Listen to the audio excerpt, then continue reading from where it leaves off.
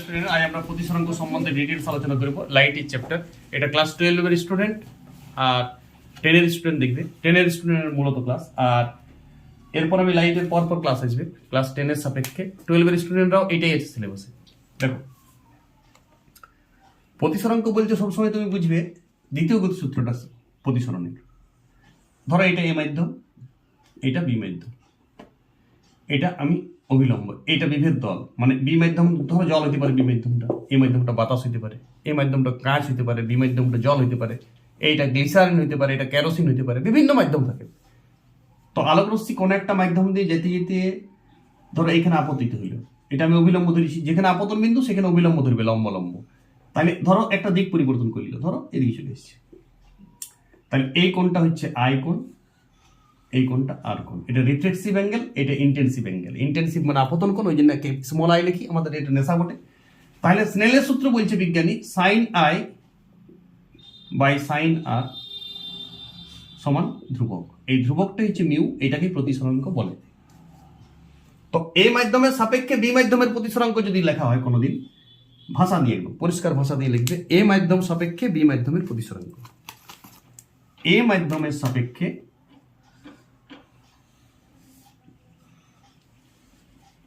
B মাধ্যমের প্রতিসরাঙ্ক, B মাধ্যমের প্রতিসরাঙ্ক।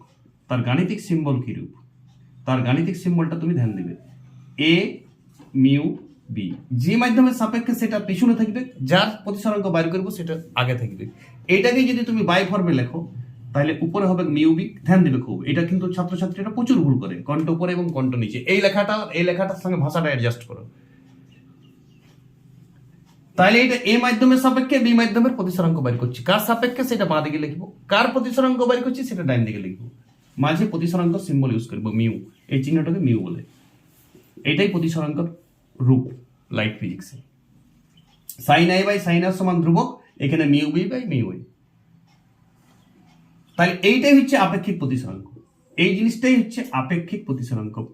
আমরা যারাই প্রতিসরাঙ্ক করি আপেক্ষিক প্রতিসরাঙ্কই বাই করি। অ্যাকচুয়ালি আপেক্ষিক মানে ইয়ার অপেক্ষায় ওর প্রতিসরাঙ্ক কত, অপেক্ষা। দেন ইংরেজিতে দেন, দেন মানে ইয়ার অপেক্ষা। রাম ইজ বেটার দেন সাম, মানে রাম সামের অপেক্ষা ভালো, সেই অপেক্ষা। অপেক্ষা থেকে আপেক্ষিক কথাটা আসে ফিজিক্সে। মাথায় ঢুকিয়েছি কিছু? এইটাই হচ্ছে আপেক্ষিক প্রতিসরাঙ্ক। তাহলে আপেক্ষিক প্রতিসরাঙ্কের সংজ্ঞা লিখবো, কোন একটি মাধ্যমের সাপেক্ষে অন্য কোনো মাধ্যমের প্রতিসরাঙ্ক নির্ণয় করার যে পদ্ধতি, সেইটাই আপেক্ষিক প্রতিসরাঙ্ক, মানে এর অপেক্ষায় ও কত। শুনো, এবারে যদি এ মাধ্যমটি বাতাস হয়, ধরো আমি এ মাধ্যমটিকে এয়ার বলে দিছি, তাহলে বলো এয়ার মাধ্যমের সাপেক্ষে বি মাধ্যমের প্রতিসরাঙ্ক কত? বিটা বি রাখছি, এই মাধ্যমটা বাতাস করে দিচ্ছি আমি। ধরো বাতাস থেকে লাইট এসছে বি মাধ্যমে, এটা আর এ মাধ্যম ভেবো না, এটা বাতাস, এইটা মাধ্যমটার নাম দিয়ে দিয়েছি। তাহলে এয়ার মাধ্যমের সাপেক্ষে বি মাধ্যমের প্রতিসরাঙ্ক কত হবে? তখন লিখবো কি, তখন বাঁ দিকে আমি এয়ার কথাটা লিখব, তারপর মিউ দিব, তারপর বি করব। তাহলে উপরে হবে মিউ বি, নিচে হবে মিউ এয়ার। আর শোনো, বাতাসের প্রতিসরাঙ্ক ফিজিক্স চিরসত্য এক ধরে নিয়েছে। মিউ অফ এয়ার কত? এটা তোমার জীবনে লোড ধার এক। বাতাসে বা শূন্য মাধ্যমে লাইটের, এটাই শূন্য মাধ্যম, বাতাস আর শূন্য মাধ্যম একই ফিজিক্সে। মানে বাতাস না থাকে যেটা মহাশূন্যতে লাইট এসছে, সেটাও এক। বুঝতে পেরেছি কথাটা? মানে ফাঁকা জায়গা হাওয়াতে প্রতিসরাঙ্ক কত? এক। তাহলে বলে এটা যদি এক বসে দাও তাহলে মিউ বি পেয়ে যাচ্ছ, কারণ নিচে কিছু থাকছে না। তখন এইটাকে বলে পরম প্রতিসরাঙ্ক। পরম মানে একা, প্রতি পরম গুরু, পরম শক্তিমান। আমরা পরম কথাটা মাঝে মাঝে বাংলাতে ইউজ করি। এখানে পরম প্রতিসরাঙ্ক মানে বুঝাচ্ছি ওর একা, কিন্তু তুমি মনে মনে ভাববে একা নয়, নিচে বাতাস আছে, বাতাসের এক মান বলেও ঠিকই। এইটাই হয়ে গেল পরম প্রতিসরাঙ্ক। বুঝার চেষ্টা করো। তার মানে পরম প্রতিসরাঙ্ক যেটা হচ্ছে সেটা এক ধরনের আপেক্ষিক প্রতিসরাঙ্কই বটে, কিন্তু কার অপেক্ষায় আছে? বাতাসের অপেক্ষায়। তো বাতাসের যেহেতু প্রতিসরাঙ্কটা এক হয়, সেই জন্য ওইটা আর লেখা হয় না, তখন শুধুমাত্র মিউ বিয়েই পড়ে থাকছে। তখন আমরা ভাবছি যে এইটা বি মাধ্যমের প্রতিসরাঙ্কটাই লেখা হচ্ছে না, এ মাধ্যমের বাতাস মাধ্যমের প্রতিসরাঙ্ক এক বটে, তো এক দিয়ে ভাগ করলে ওইটাই থাকে। তখন কিন্তু তার মানে এটাও একটি কারো অপেক্ষায় করা আছে। তাহলে আমি বলতে পারি যে পরম প্রতিসরাঙ্ক একটি আপেক্ষিক প্রতিসরাঙ্ক বটে। হ্যাঁ, কিন্তু আপেক্ষিক প্রতিসরাঙ্ক স্পেশাল একদম, কারণ দুটারই মান বুঝবে। চলো, এবার আমি বলেছিলাম প্রতিসরাঙ্ক তিনটা তোমাকে জানতে হবে। একটা বাতাসের প্রতিসরাঙ্ক তুমি চিরকাল মনে রাখবে এক। ওয়াটারের প্রতিসরাঙ্ক মানে পরম প্রতিসরাঙ্ক হচ্ছে এটা, এখন এটা 4/3 মানে 1.3 3 চলতে থাকে, তার থেকে 4/3টা ভালো অঙ্ক করতে গেলে। আর জলের কাঁচ মাধ্যমে মানে গ্লাস, এটা হচ্ছে 3/2। এই তিনটা তোমাকে মুখস্থ রাখতে হবে জীবনে বেঁচে থাকতে গেলে। কাঁচ মাধ্যমে প্রতিসরাঙ্ক, জল মাধ্যমে প্রতিসরাঙ্ক এবং এয়ার মাধ্যমে। শোনো, এবার তোমাকে আমি বলছি কাঁচ মাধ্যমের সাপেক্ষে জল মাধ্যমের প্রতিসরাঙ্ক। ধ্যান দিন কথাটা, কাঁচ মাধ্যমের সাপেক্ষে জল মাধ্যমের প্রতিসরাঙ্ক। একদম বাংলাতে পরিষ্কার লেখো, তাহলে ভালো করে বুঝবে। কাঁচ মাধ্যমের সাপেক্ষে জল মাধ্যমের প্রতিসরাঙ্ক। বলো সিম্বলিক রূপ কি হবে? দেখো, আমি কাঁচের ইংরাজি গ্লাস, ওই জন্য আমি জি লিখছি, জি মিউ অফ জল, তাহলে ওয়াটার ডাব্লিউ। বলো এটা কি হবে? Mu of water by mu of glass. বলো এর মান আছে জানো, মানটা বুঝাও। ইয়ার পরম প্রতিসরাঙ্কের বড় কত? অরিজিনাল যেটা 4/3 ওয়াটারের, আর এইটা কত? 3/2। এবারে ভগ্নাংশের যোগ বিয়োগ নিশ্চয়ই জানো, জটিল ভগ্নাংশ 4 দুগুণে 8 হবে, উপরে যদি যাবে 3 ত্রিকা 9, 8-এর 9 হয়ে গেল ওয়াটারের প্রতিসরাঙ্ক কোন মাধ্যমের সাপেক্ষে? কাঁচ মাধ্যমের সাপেক্ষে। কিন্তু ওয়াটারের অ্যাকচুয়াল প্রতিসরাঙ্ক যেটা দেওয়া আছে 4/3, যেটা তুমি মুখস্থ করেছো, সেটা কার মাধ্যমের সাপেক্ষে করা আছে? বাবু, কিন্তু বাবু বলাই নাই, ওইটাকে পরম প্রতিসরাঙ্ক ধরা হয়েছে, কিছু বলাই নাই। শুধু প্রতিসরাঙ্ক কারো দেওয়া আছে মানেই পরম প্রতিসরাঙ্ক ধরবে, পরম কথাটাও লেখা থাকবে না, কিন্তু বটে পরম। এবং ওইটাও আপেক্ষিক প্রতিসরাঙ্ক। কার সাপেক্ষে? কৃপা ধ্যান দে, ওইটাও বাতাসের সাপেক্ষে। মানে কারো না কারো সাপেক্ষে আছে, বাতাসের সাপেক্ষে হইলে আমরা ডাইরেক্ট লিখি, কিন্তু এখানে দেখো বাতাস তো নাই, কাঁচ মাধ্যমের সাপেক্ষে জল। এবার দেখো উল্টা করে দিছি, জল মাধ্যমের সাপেক্ষে কাঁচ মাধ্যমের প্রতিসরাঙ্ক। একদম উল্টে গেল কথাটা, বাংলা কথাটা খুব ধ্যান দিতে হবে। কাঁচ মাধ্যমের প্রতিসরাঙ্ক, তখন এর সিম্বলিক রূপ কি হবে? এই ভাষাটা সিম্বলিক রূপ, ওয়াটারের সাপেক্ষে গ্লাসের প্রতিসরাঙ্ক। তখন উল্টে যাবে, মিউ অফ গ্লাস উপরে যাবে, মিউ অফ ওয়াটার নিচে। মান বসাও। মিউ অফ গ্লাস আমি জানা আছে, বলো কত? 3/2। এটা কত? 4/3। ক্যালকুলেশন করো, 9/8। দেখো একদম উল্টে গেল, এটা অনন্য। তার মানে আমি বলতে পারি এ মিউ বি, মানে এ মাধ্যমের সাপেক্ষে ধরো বি মাধ্যমের আমি প্রতিসরাঙ্ক করছি, সমান 1/বি মিউ এ। যদি প্রয়োজন হয় উল্টান দিলেই চলবে। মানে বি মাধ্যমের সাপেক্ষে যদি এ মাধ্যমের প্রতিসরাঙ্ক জানা থাকে, তাহলে এ মাধ্যমের সাপেক্ষে বি মাধ্যমের প্রতিসরাঙ্ক কত হবে? ওর অনন্যটা হবে। এবার একটা দেখো, অনেক সময় প্রশ্ন পড়ে জল মাধ্যমের সাপেক্ষে বাতাসের প্রতিসরাঙ্ক কত? এটা মুচ্ছে সবাই টিকে নিয়ে আসা করি। ধন্যবাদ। জল মাধ্যমের সাপেক্ষে বায়ু মাধ্যমের প্রতিসরাঙ্ক। এটা কি পরম প্রতিসরাঙ্ক? বায়ু মাধ্যমের প্রতিসরাঙ্ক বুঝার চেষ্টা করো। এখানে কিন্তু সাপেক্ষেটা জল দিয়ে আছে, তাহলে ইয়ার সিম্বলিক রূপ কি হবে? Water mu air. আমি বানান করে লিখছি, আর ডাব্লিউ লিখছি ওয়াটারটাকে, আর বাতাসটাকে আমি বানান করে লিখছি, কারণ এবি মাধ্যম থেকে। এবি কিন্তু কোনো এয়ার বাতাস, এয়ার কিছু নয়, এটা একটা সিম্বল। এ মাধ্যম থেকে বি মাধ্যম, এ কি বি কি আমি জানি না, কিন্তু এয়ারটা আমি এয়ার লিখছি। বলো এখানে কি হবে? Mu of air by mu of water. বলো মিউ অফ এয়ার এর মান জানি 1। এই তিনটা তোমাকে মুখস্থ রাখতে বাঁচিয়ে দেখতে গেলে এই চ্যাপ্টার। আর ওয়াটার কত বটে? 4/3, তাহলে উল্টে যাবে 3/4। দেখো এমনিতে ওয়াটারের পরম প্রতিসরাঙ্ক 4/3, সেইটাই উল্টে যাবে 3/4 হয়ে যাবে। কিন্তু এটা পরম প্রতিসরাঙ্ক নয়, এটা এই দিকে দেখো, ধ্যান দাও, নিচটাতে কি আছে? নিচটাতে জল মাধ্যম আছে, উপরে এয়ার থাক, নিচে এয়ার থাকলে পরম প্রতিসরাঙ্ক। উপরে এয়ার থাকলে পরম প্রতিসরাঙ্ক নয়, এটা কিন্তু আপেক্ষিক প্রতিসরাঙ্ক, এটা পিওর আপেক্ষিক প্রতিসরাঙ্ক। বুঝা যাচ্ছে?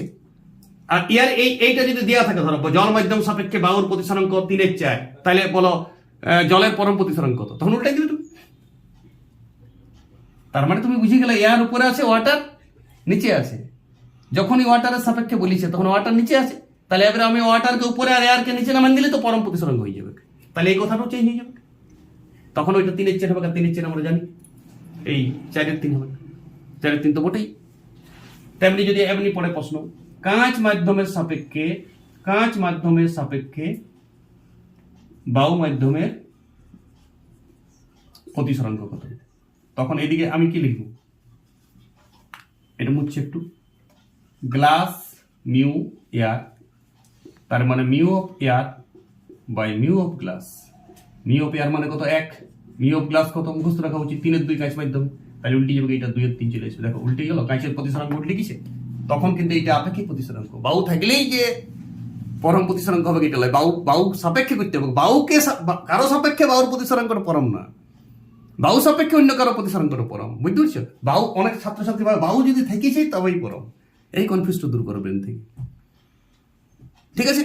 আর একটা কথা, যদি আলোক রশ্মি সমকোণে পড়ে তখন কি হবে, এটাও আলোচনা করা আছে। দেখো, আলোক রশ্মি যদি সমকোণে পড়ে কোনো মাধ্যম থেকে, ধরো এই মাধ্যম থেকে বি মাধ্যমে লাইট গেছে, একদম লম্ব ডিগ্রি অবিলম্বের সঙ্গে কোণ করছে, বলো সেক্ষেত্রে আপতন কোণ 0। দেখো মিউ বাই করছি, আপতন কোণ 0, আর কোণটাও 0, মানে অবিলম্ব ওইটাই, অবিলম্ব আমি অন্য কালারে দিচ্ছি ওইটার উপরে, বুঝতে পারছো?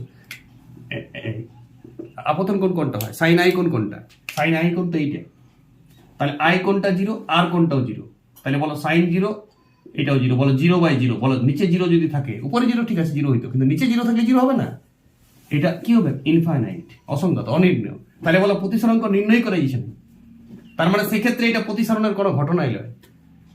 যদি বলে প্রতিসরণের নিয়মগুলি কখন মানে গ্রাহ্য নয়, তখন যদি লম্বভাবে আপতন হয় অবিলম্বের সাথে, তাহলে এটা সোজা চলে যাবে, কোনো দিক পরিবর্তন করিবে না। আর দিক পরিবর্তন যদি না করে, প্রতিসরণের সংজ্ঞাই কি বলিছে, প্রতিসরণের সংজ্ঞা হচ্ছে আলোক রশ্মি এক মাধ্যম থেকে যেতে যেতে যদি অপর মাধ্যমে যায় এবং কিছুটা দিক পরিবর্তন করে তবেই প্রতিসরণ। তাহলে এটা তো প্রতিসরণই নয়, এটা প্রতিসরণই নয়, মাথায় ঢুকছে কিছু? ওকে, এইটাও তোমাদের বই কেস দিয়ে আছে। আর চ্যুতিকোণ, শুন, চ্যুতিকোণটা একটু ইম্পর্টেন্ট। ধরো এইখানে 40 ডিগ্রি কোণে আপতন হলে একটা রশ্মি, আর এইখানে এটা ধরো ঘন মাধ্যম বটে, জল বটে, তাহলে এখানে আপতন কমে যাবে, আমি এমনি বলছি 30 ডিগ্রি, তাহলে আই কোণ 40 ডিগ্রি, আর কোণ কত, রিফ্লেক্সিভ অ্যাঙ্গেল কত, 30 ডিগ্রি।